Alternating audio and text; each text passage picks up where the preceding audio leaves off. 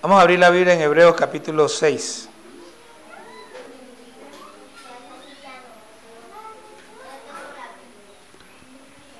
Hebreos capítulo 6.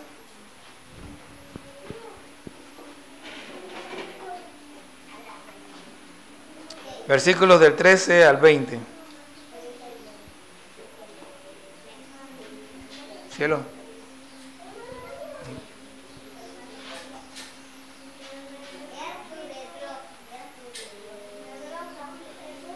Hebreos capítulo 6, versículos del 13 al 20. Cuando lo encuentra, por favor, se pone en pie.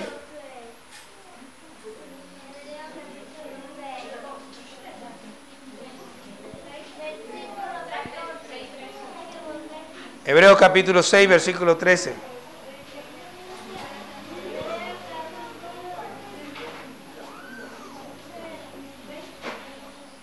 He llamado al mensaje de hoy un juramento demasiado solemne.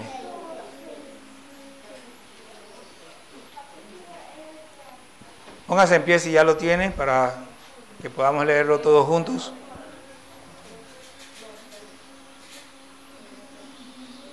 Hebreos 6, del 13 al 20 dice: porque cuando Dios hizo la promesa a Abraham, no pudiendo jurar por otro mayor, juró por sí mismo, diciendo, 6:13, de cierto te bendeciré con abundancia y te multiplicaré grandemente. Y habiendo esperado con paciencia, alcanzó la promesa, porque los hombres ciertamente juran por uno mayor que ellos, y para ellos el fin de toda controversia es el juramento para confirmación.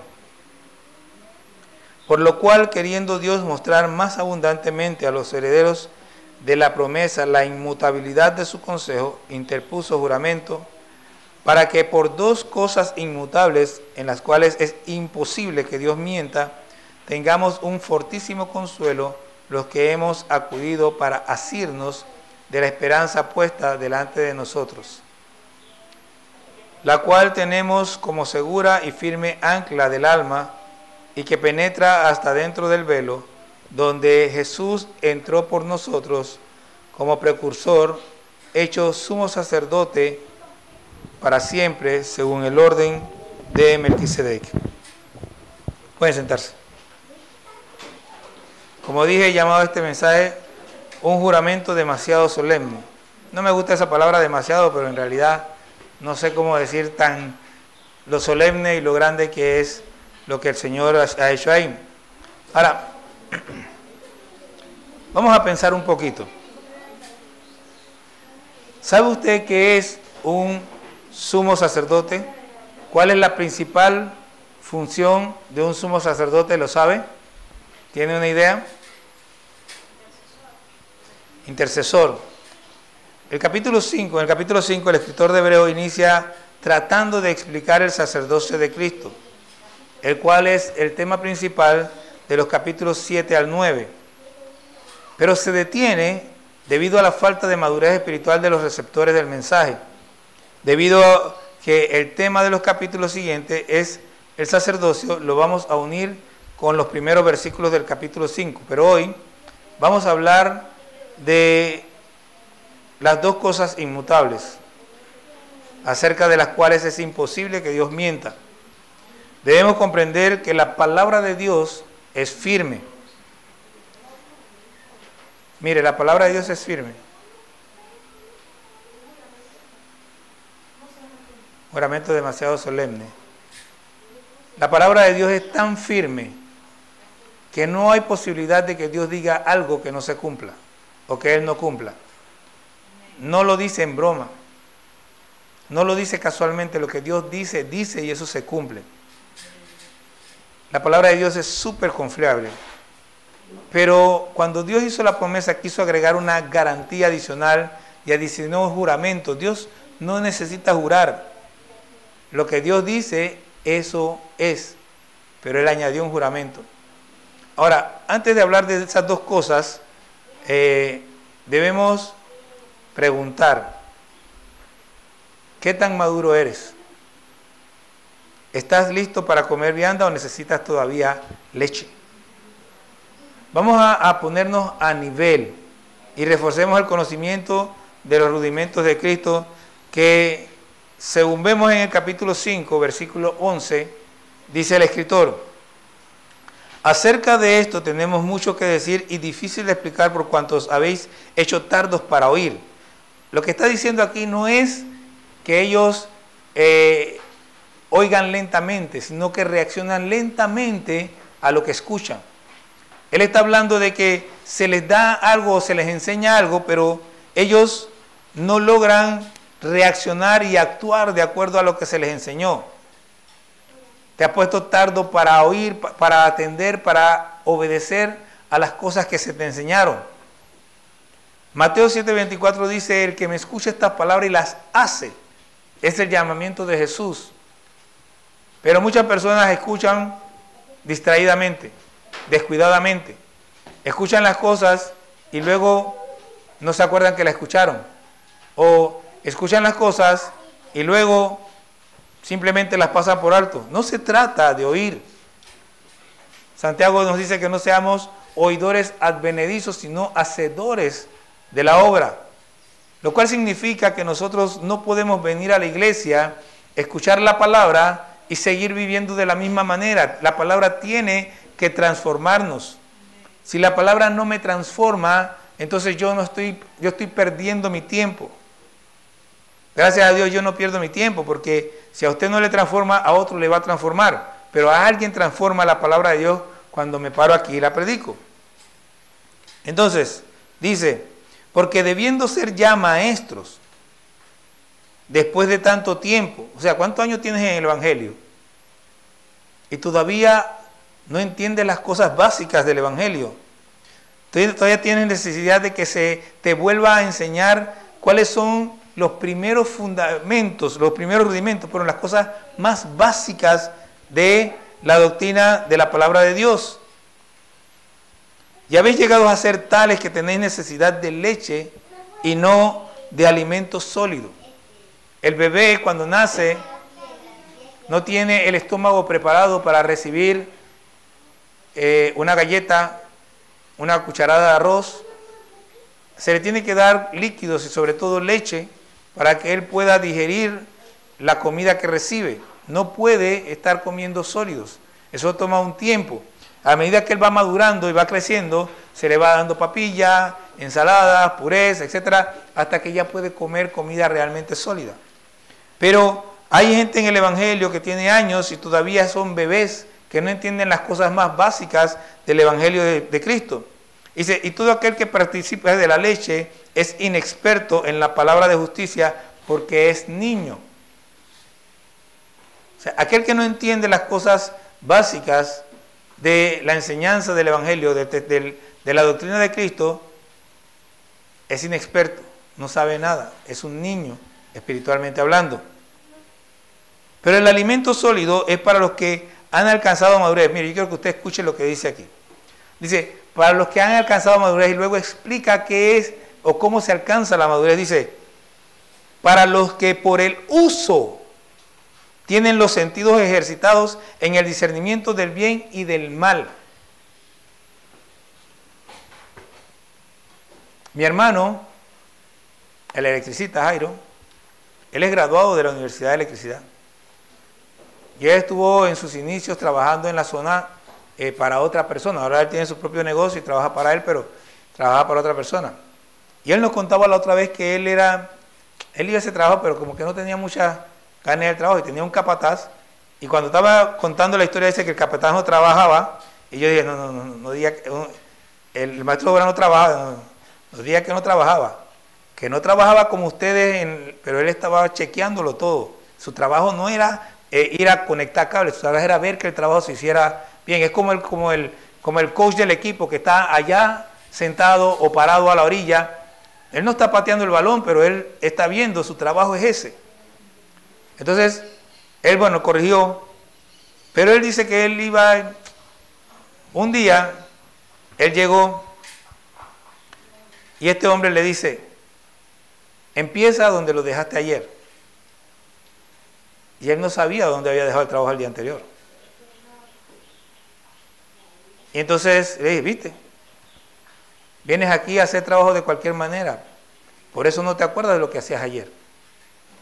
Pero mi hermano dice que hoy, él cuando sale de su trabajo y el día siguiente él sabe dónde quedó y ahí sigue trabajando.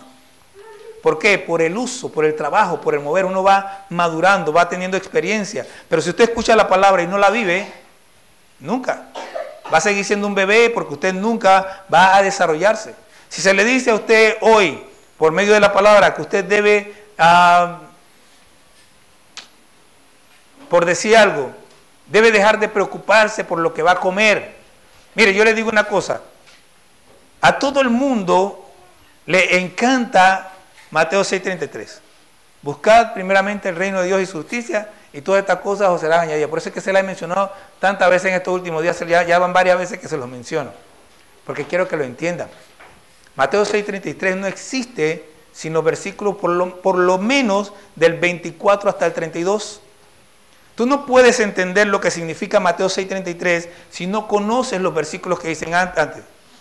Tú puedes pensar todo el punto, bueno, lo que pasa es que buscar primeramente el reino de Dios y su justicia es que yo ore y lea la Biblia. No, eso no es lo que está hablando allí. Eso es tan básico que Jesucristo ni siquiera lo estaba tomando en cuenta. Pero atrás dice, no te hagas tesoros en los cielos, sino no te hagas tesoros en la tierra, donde la polilla y el orín corrompen. Te dice, no puedes amar a Dios y a la riqueza. Te dice, no te preocupes por lo que vas a comer y lo que vas a... De eso está hablando cuando dice, preocúpate. En realidad dice, pon la mirada en las cosas de Dios. Pero la gente no es capaz, en general, no somos capaces, no pensamos en el detalle y no nos vamos a ver lo que realmente las cosas significan. Porque cuando preguntamos, ¿qué es amar a las riquezas? Entonces no leemos del 25 en adelante para ver la explicación que da Cristo de eso. Y está hablando de cosas tan básicas como preocuparme por lo que voy a comer o por lo que voy a beber. Preocuparme por lo que voy a vestir es amar a la riqueza. Eso es lo que está diciendo Cristo en ese texto. Pero si nosotros leemos Mateo 6:33 y no interiorizamos lo que dice del 24 al 32 y no aplicamos eso a nuestra vida, nunca vamos a poder aplicar a Mateo 6:33. Es un ejercicio constante. Hay que escuchar la palabra, procesarla y aplicarla a nuestras vidas. Es la manera en que maduramos, es la manera en que crecemos. El que no aplica la palabra nunca va a crecer. Nosotros necesitamos alimentarnos con la palabra y aplicarla para fortalecernos. En la medida que vamos viviendo la palabra, en esa medida también vamos a ir creciendo espiritualmente. Una de las frases, yo tengo varias frases que he desarrollado a lo largo de mi vida. ¿Ok?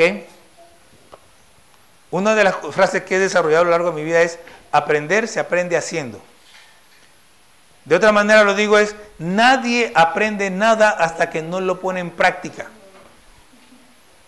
Mi hermano estudió electricidad, pero una cosa es amarrar cables y otra cosa es poder conectar los cables en orden, arreglarlo todo bien, que todo quede, que no quede todo el cable por acá. Como yo lo conecto de cualquier manera. Yo no estudié electricidad, yo tampoco es de cualquier manera, pero no es lo mismo que yo haga un alambrado a que lo haga mi hermano, que ya está práctico, que conoce la materia, que la estudió. Es muy distinto.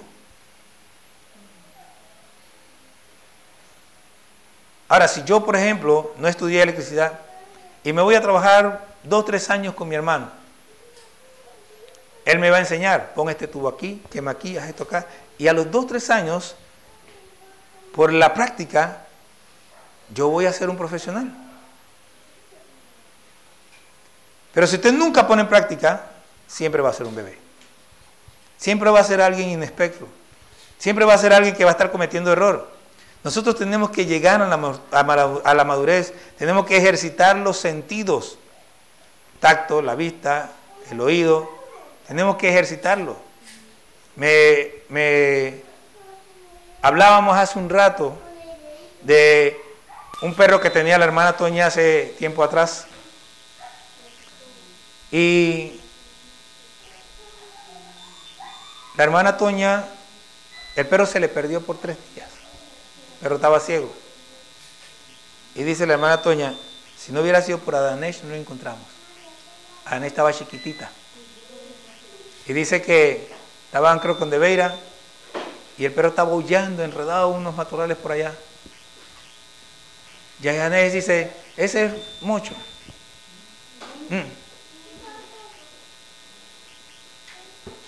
Déjalo. No.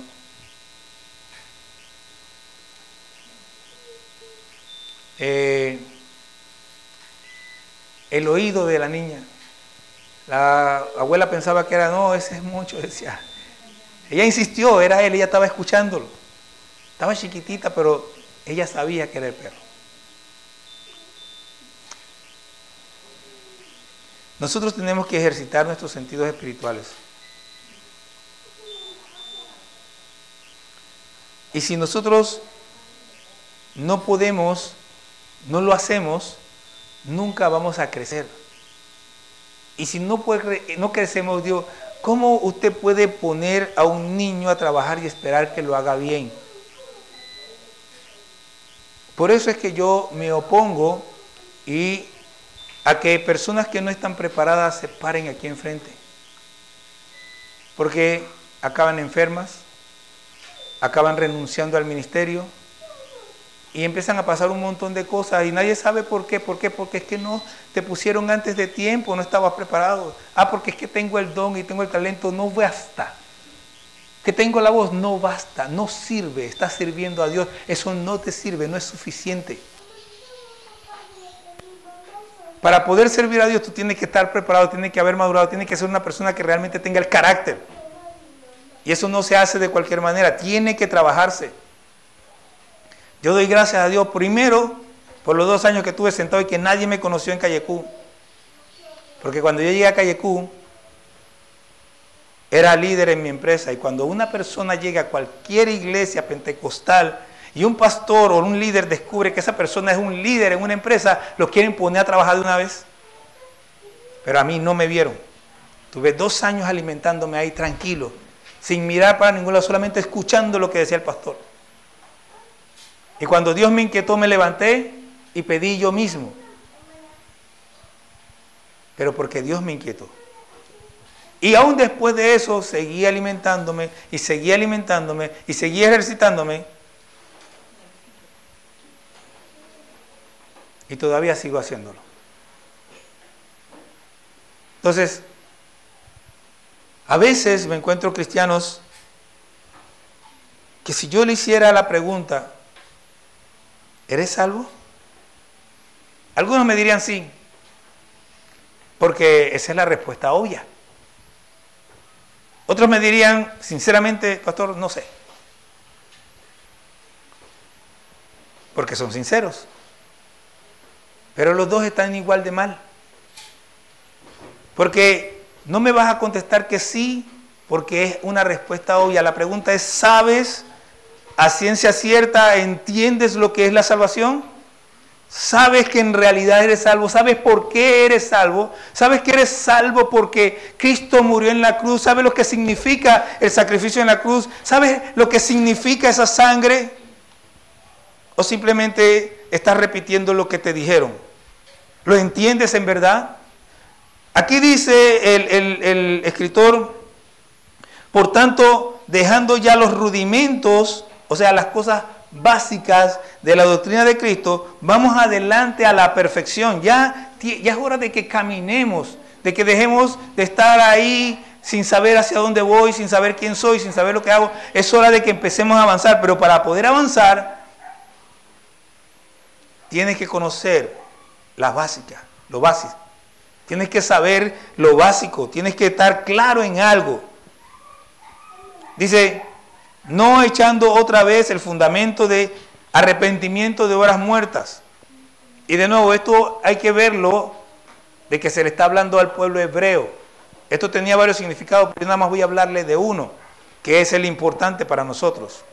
¿Qué es obra muerta? Si usted realmente se arrepintió de sus pecados, mire, déjeme decírselo de nuevo, si usted realmente se arrepintió de su vida de pecado, y usted dice, bueno, pero es que yo, ¿qué hacía? Yo no hacía nada, no se trata de eso.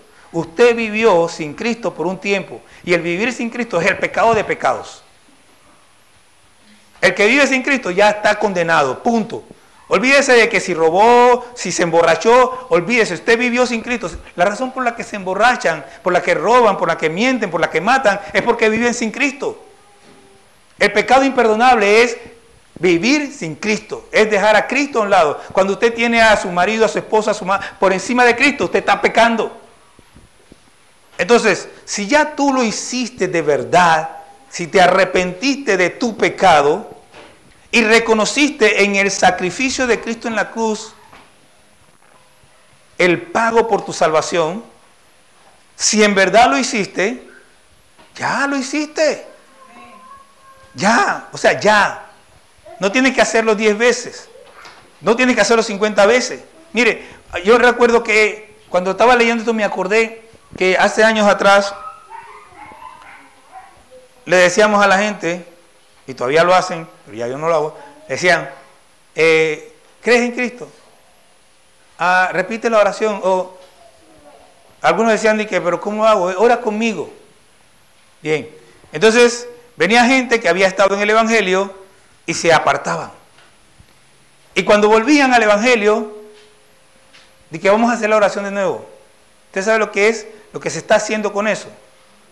Estás llevando a Cristo 2 veces a la cruz. Cristo murió una vez. Si te apartaste y regresas, sigue caminando donde te quedaste. No hay tal cosa como que voy a hacer de nuevo la oración de fe. O no, ya, lo que te perdonó, te perdonó. Sigue donde te quedaste y camina. Que yo pequé, arrepiéntete de lo que hiciste, pero sigue caminando. Porque Cristo no va a morir nuevamente por ti ni por nadie. Ya Él murió una sola vez. Ese sacrificio no tiene ni repetición ni nada parecido. Es por eso que esa doctrina de la transustanciación es abominable, es una herejía. Porque dicen que Cristo se materializa en la carne, en el pan, en la hostia y en la sangre, en el vino. Y se están tomando la carne, eso es como crucificar a Cristo cada domingo, porque lo hacen todos, no, que cada domingo, cada reunión que tienen. Porque a veces son 3, 4, 5 misas en la semana. Eso es una herejía, eso no puede ser jamás. No puedes crucificar a Cristo 2 veces para ti mismo. Entonces, nada de eso de que voy a arrepentirme de lo que ya me arrepentí. Ya eso pasó. Cristo no lo recuerda y tú tampoco tienes por qué recordarlo. Después dice, de la fe en Dios. O sea, volver a explicarle a una persona que tiene 20 años en el Evangelio, ¿qué es la fe en Dios? Bueno, en realidad, lo que pasa con esto es que en nuestro contexto, la fe se explica tan mal que las personas tienen 10, 20 años en el Evangelio y no la conocen. No saben lo que es la fe. Porque la fe nuestra siempre es explicada en base a obra, en base a necesidades. Pero la fe real no es eso. La fe es puesto los ojos en Jesús. La fe es creer en la realidad de Dios, en que Dios es verdad. Pero un problema que tenemos es que muchos no conocen a Dios. Y no importa que lo hayan sacado de la Biblia, su Dios sigue siendo falso. Porque están creyendo en un Dios que no es el Dios de la Biblia. Creen en un Dios leen a la Biblia de acuerdo a sus emociones, a sus pensamientos y se hacen su propio Dios. Pero cuando usted va a la Biblia y entiende y busca y lee y deja que el Espíritu Santo le hable y analiza lo que es y va entendiendo lo que la Biblia dice y su Dios sale de la Biblia, pero realmente de la Biblia, de lo que la Biblia realmente dice, entonces usted conoce a Dios. Y cuando usted conoce a Dios, tu fe es una fe segura, una fe sana, una fe correcta, pero requiere conocer a Dios. De otra manera, usted está adorando a un Dios o está creyendo en un Dios que no es Dios. La doctrina de bautismos. En el judaísmo hay diferentes ritos, eso se llaman abluciones, por medio de las cuales la gente tiene que sumergirse en agua. Y recuerden que este libro es de hebreo, escrito a los judíos, a los hebreos. Pero ¿qué resulta? Que la doctrina del bautismo es, ¿cuántos saben realmente por qué se bautizaron? Déjeme decirle algo, yo creo Y espero sinceramente estar equivocado. Pero yo creo, por lo que yo he visto en años de mi vida, y es culpa mía y es culpa de todo lo que lo hemos hecho mal, que el 90% de las personas cuando se bautizan no tienen ni idea de lo que están haciendo. Aun cuando se les dice y se les explica, nunca nos aseguramos de que la persona entienda lo que está haciendo. Por eso es que muchos se bautizan y al rato están en el mundo, porque si entendieran no harían eso. Pero el bautismo es lo principal del bautismo es que yo me estoy identificando con el sacrificio de Cristo. Que así como Cristo murió, fue sepultado y resucitó una vez y para siempre, asimismo, por el sacrificio de Cristo, yo muero a mi pecado. Dejo mi pecado sepultado en el agua, porque no me pueden meter en tierra porque me muero.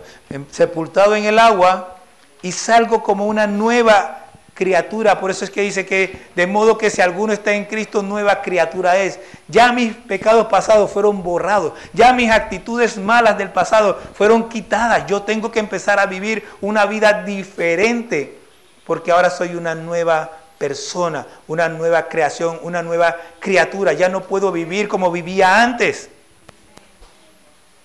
Y hay personas que después de años todavía no entienden esto tan básico. Y no me diga que, no es que me lo recite, porque usted me lo puede recitar.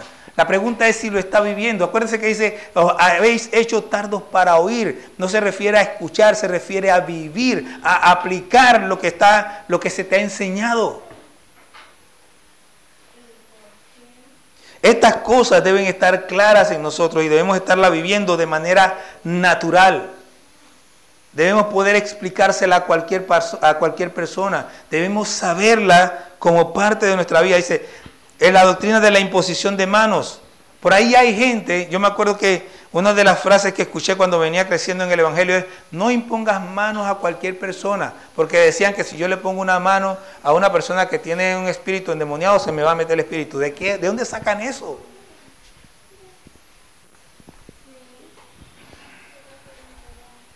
Ningún espíritu se puede meter en mí cuando yo tengo el Espíritu Santo. Y la mano no se impone. Cuando habla de imposición de mano aquí, no es para sanar enfermos ni para echar fuera demonios. Está hablando de que cuando llega un momento de comisionar a alguien, como cuando Moisés comisiona a Josué, dice que le puso las manos encima. Cuando el hermano Pablo oró por nosotros, nos puso las manos encima. Y así cuando comisionamos, Pablo dice, de la fe que hay en ti por la imposición de mis manos. Pablo impuso las manos sobre Timoteo.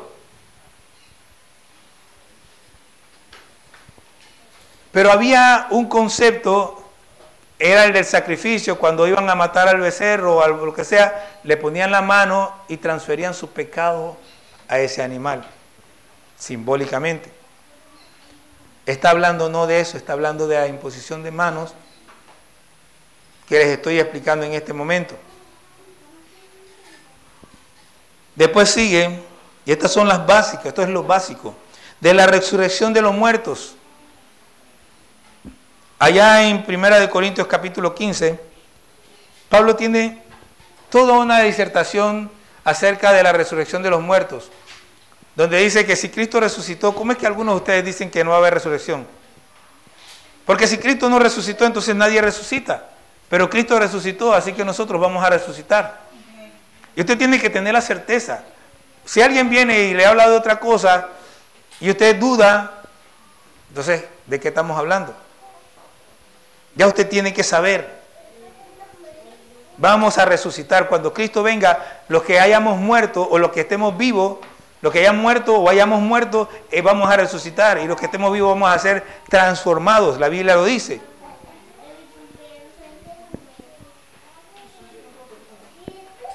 Y del juicio eterno. Hay gente que dice Yo no hablo del infierno, dice. Yo no predico del infierno. A la gente hay que hablarle del amor de Cristo.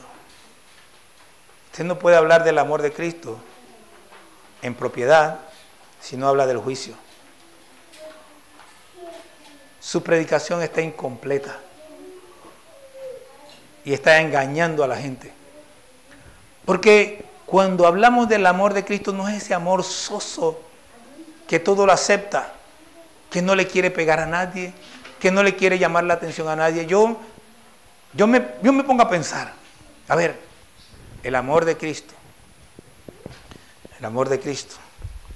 Oye, ¿será que de repente Cristo dejó su amor cuando agarró el rejito ese y empezó a volcar las bancas? Ahí no amaba. Eso lo hizo sin amor. O cuando la gente se empezó a ir y le preguntaron, ¿dura es esta palabra? Y les dijo, ¿qué? ¿También se quieren ustedes? Ya se iban. ¿Será que Cristo no los amaba? Así mismo es, gracias, Danish. El amor no es soso, es firme. No es lo que la gente dice. No, ese amor soso que es lo que utilizan toda esta gente para aprobar las ideologías de género, para poner homosexuales en los púlpitos, para ponerse a discutir tonterías, denominaciones históricas, tienen siglos de existir, y ahora se van a poner a discutir que si pueden poner pastores homosexuales o no. ¿Qué? ¿Pastor homosexual de qué? Eso no hay ni que discutirlo. Eso no tiene ni que discutirse, eso se sabe, simple y sencillamente no va.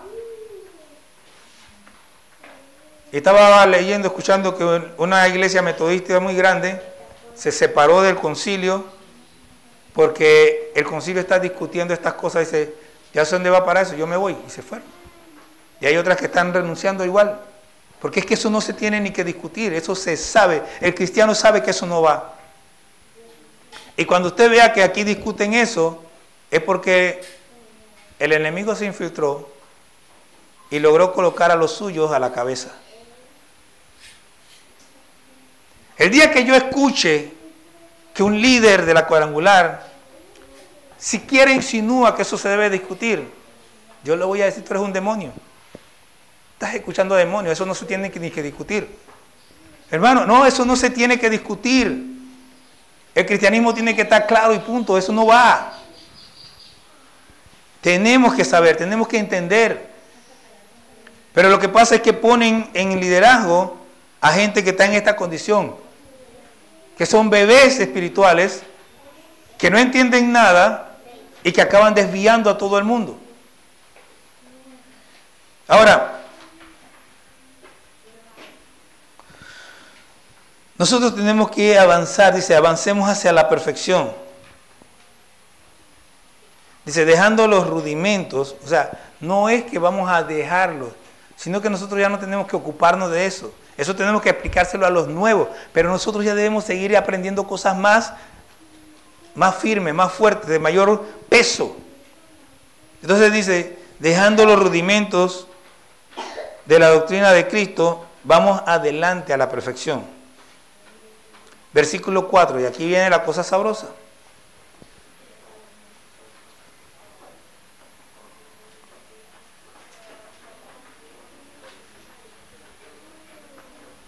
Porque es imposible que los que una vez fueron iluminados y gustaron el don celestial y fueron hechos partícipes del Espíritu Santo, y asimismo gustaron de la buena palabra de Dios y los poderes del siglo venidero, y recayeron, sean otra vez renovados para arrepentimiento, crucificando de nuevo para sí mismo al Hijo de Dios y exponiéndole a vituperio.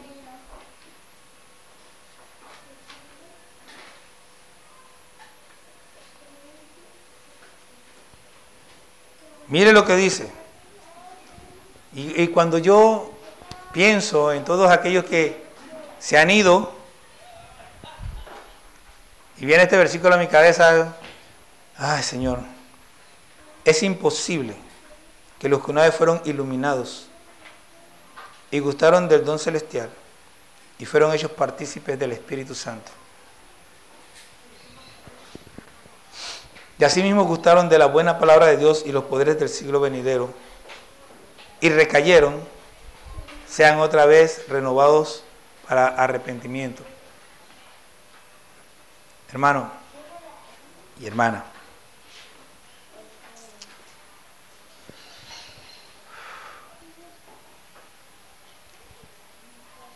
una vez más, el que tiene esta esperanza en Él se purifica a sí mismo.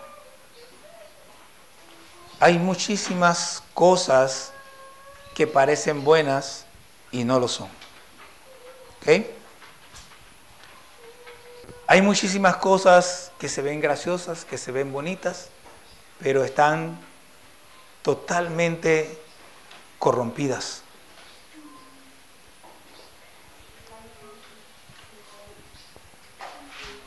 Tenga cuidado de no apartarse de la fe. Aquí, de nuevo, cuando una persona cae en esto, no es porque perdió su salvación. Pero imagínese una persona que vino, que estuvo aquí, imagínese yo, que estoy predicando hoy de esto aquí, que le estoy hablando de no recaer, de que es imposible que pueda ser renovado, y me ven mañana de baile en baile, de parranda en parranda. Hay un montón de gente que anda por ahí engañada, creyendo que son salvos porque le dicen, no, que porque vienes a la iglesia. No, tú no eres salvo por venir a la iglesia. Tú eres salvo por rendir tu vida a Cristo. Tú eres salvo por creer en el sacrificio de Cristo. Y cuando tú crees en el sacrificio de Cristo, te apartas de toda esa porquería. Porque tú sabes que Cristo va a venir en cualquier momento y no te quieres quedar. Porque tú sabes que Cristo va a venir en cualquier momento y tú no quieres que te encuentre mal. Porque tú amas a Cristo y no quieres decepcionar a Cristo. Entonces tú te cuidas, tú te apartas de todo ese tipo de cosas.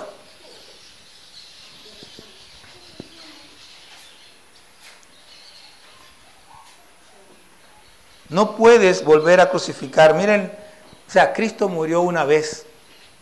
Y esto es importante. Cuando yo entendí esto, yo dije, wow. La salvación no ocurre 2 y 3 veces. El que se salva una vez. Cristo no puede salvarte 2 veces.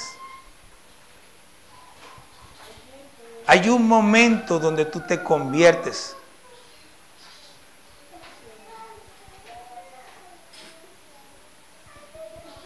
Y no puede pasar, no va a pasar de ninguna manera que una persona convertida se vuelva al mundo.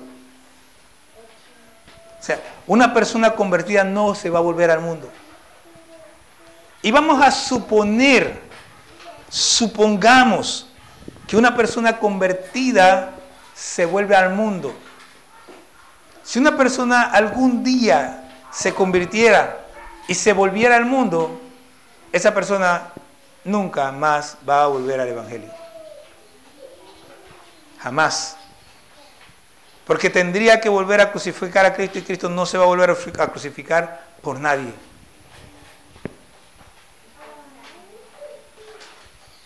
El que se va al mundo es porque nunca se convirtió. Jamás lo hizo. Y usted póngale el nombre que usted quiera. Y usted puede preguntarme, pastor, no se convirtió.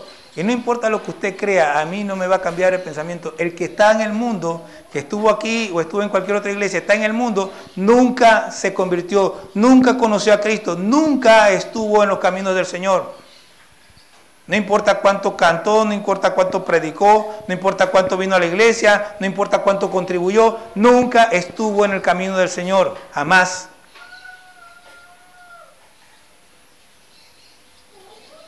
Y aquí miren lo que dice, porque la tierra que bebe la lluvia, que muchas veces cae sobre ella, y produce hierba provechosa a aquellos por los cuales es labrada, recibe bendición. Acuérdense de la parábola del sembrador. La buena tierra produce al 100, al 60 y al 30 por 1. La buena tierra va a dar fruto. recibe bendición, recibe fruto. Pero el que es mala tierra, pero la que produce espino y abrojo, es reprobada, está próxima a ser maldecida y su fin es ser quemada.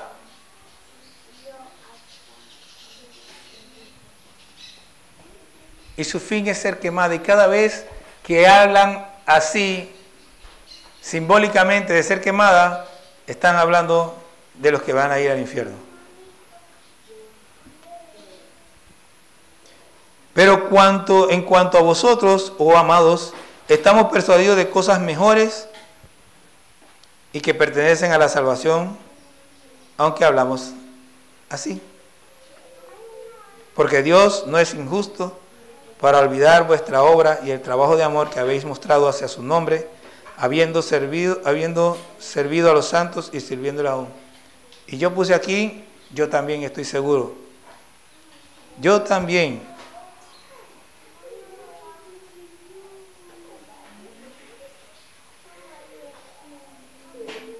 Yo también estoy persuadido en cuanto a ustedes, referente a cosas mejores. Hermanos, ustedes están puestos para hacer cosas mejores y más grandes. Dios va a recompensar la obra, no solo lo que han hecho, sino lo que van a hacer. No deje que el diablo se entremeta, no deje que el diablo corrompa su carne, su espíritu, su mente. No deje que el diablo se meta a interferir en las relaciones de usted con Dios y de usted con los hermanos. No hay motivo, no hay razón que Dios avale algo como eso. Estamos puestos para alcanzar la salvación, no la nuestra. Ya nosotros somos salvos, confío en Dios. Pero si recuerdan la semana pasada, dice, déjenme buscarlo porque es antepasada.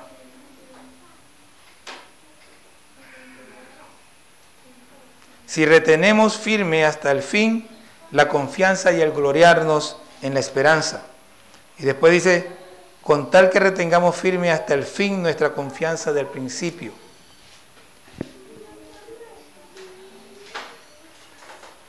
Avancemos, caminemos hacia el fin. Pero deseamos que cada uno de vosotros muestre la misma solicitud hasta el fin, para plena certeza de la esperanza, a fin de que no os hagáis perezosos, sino imitadores de aquellos que por la fe y la paciencia heredan la promesa. Mire, lo que está haciendo aquí, él está ya señalando hacia el capítulo 11. Aquí está hablando de los que imitadores de aquellos que por la fe y la paciencia heredan las promesas. Y en el capítulo 11 nos da toda una lista de esa gente. Dice que seamos imitadores de ellos, que por fe y por paciencia vamos a alcanzar la promesa. De nuevo, ¿qué es la fe? Hermano, no se distraiga. La fe no es la respuesta a mi necesidad. La fe es la creencia de que Dios es real y que Dios responde de acuerdo a su voluntad. Jesús estaba orando a Dios y no hay nadie, no ha existido ni existirá nadie que tenga más fe que Jesús. Y cuando oraba decía, si es posible que pase de mí esta copa, pero no sea como yo quiero, sino como tú. La fe está sujeta a la voluntad de Dios, no a los deseos de mi carne, no a mis necesidades, sino a lo que Dios quiere hacer. Por la fe y la paciencia. ¿Por qué la paciencia? Es necesaria la paciencia porque la fe está sujeta a las promesas de Dios. De tal manera que yo con paciencia espero lo que Dios tiene para mí. Y mientras tanto le sirvo.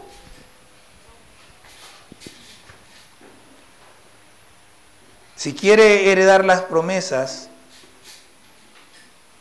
tiene que tener fe y paciencia.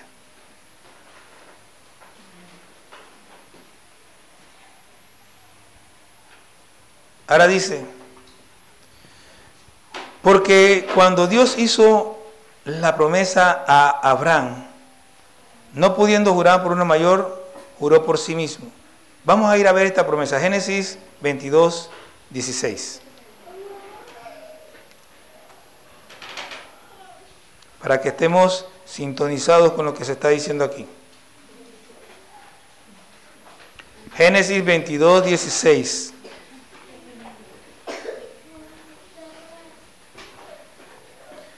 La promesa dice así. Y dijo, por mí mismo he jurado, dice Jehová, que por cuanto has hecho esto y no me rehusaste tu hijo, tu único hijo, de cierto te bendeciré y multiplicaré tu descendencia como las estrellas del cielo y como la arena que está a la orilla del mar, y tu descendencia poseerá las puertas de tus enemigos. En tu simiente serán benditas todas las naciones de la tierra, por cuanto obedeciste a mi voz. ¿Cuál es la promesa? La venida de Cristo. En tu simiente, y el Señor dice, por mí mismo he jurado. No había uno mayor, así que no podía decir que por mi papá ni por mi mamá, por mí mismo he jurado. Dice el Señor. De acuerdo a la promesa de Dios, Cristo vino por su descendencia. Entonces dice, diciendo, de cierto te bendeciré con abundancia y te multiplicaré grandemente. Y habiendo esperado con paciencia, alcanzó la promesa. Aquí dice que alcanzó la promesa, pero la promesa vino mucho tiempo después de su muerte. Porque los hombres ciertamente juran por uno mayor que ellos, y para ellos el fin de toda controversia es el juramento para confirmación. Por lo cual, queriendo Dios mostrar más abundantemente a los herederos de la promesa la inmutabilidad de su consejo, interpuso juramento.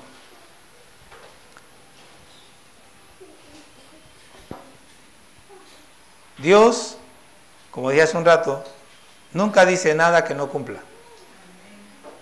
La palabra de Dios no necesita jurar.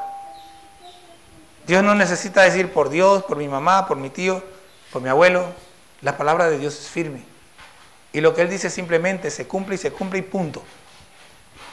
Pero Él, para mostrarnos que hablaba más en serio de lo que siempre habla, interpuso juramento. Entonces, para que por dos cosas inmutables, en las cuales es imposible que Dios mienta, ¿cuáles son esas dos cosas inmutables? Su promesa y su juramento. Su promesa es igual a su palabra y su juramento son dos cosas que no cambian.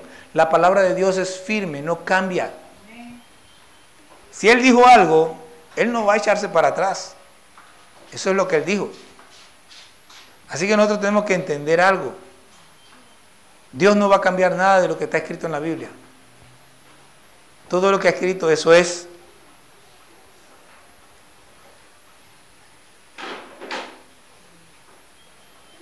Su palabra, sus promesas son eternas y su juramento es una afirmación de ella. Así que después de que usted escucha esto, mire, escúcheme, présteme atención por favor, que le voy a decir algo bien serio. Acabo de decir que la palabra de Dios simplemente se cumple y no cambia. Y que el juramento es una afirmación de ella. Y acabo de decir, mejor dicho, dice la Biblia, que es imposible que Dios mienta en su palabra y en su juramento. Ahora, si usted duda de Dios, si usted pierde la fe en algún momento, yo quiero que usted sepa que eso es una mega ofensa a Dios. Usted está ofendiendo a Dios grandemente al no creerle.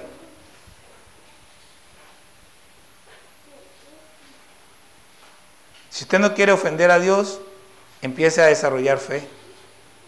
Empiece a escuchar su palabra y a creerla y a vivirla. Termina diciendo lo cual, o sea, su promesa y su juramento, tenemos como segura y firme ancla del alma y que penetra hasta dentro del velo. La fe en el Señor es una, dice, segura y firme ancla del alma. ¿Por qué dice eso? Bueno, el mundo es como un mar embravecido. ¿Y qué pasa con un mar embravecido y una barca que no tiene, que está a la deriva? Pues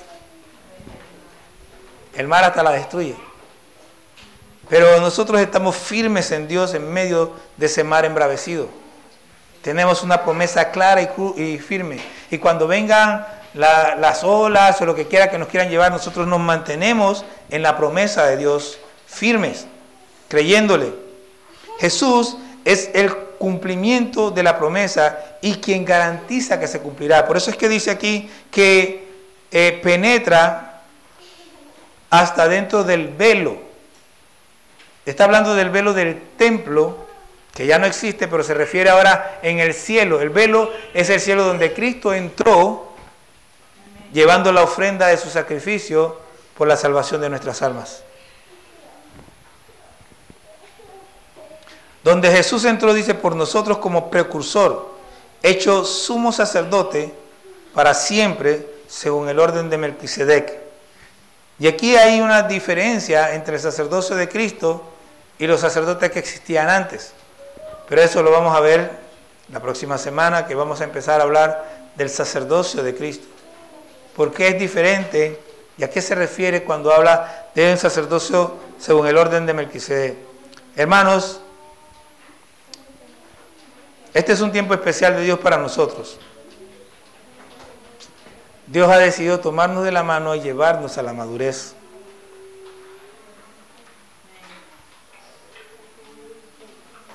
Pero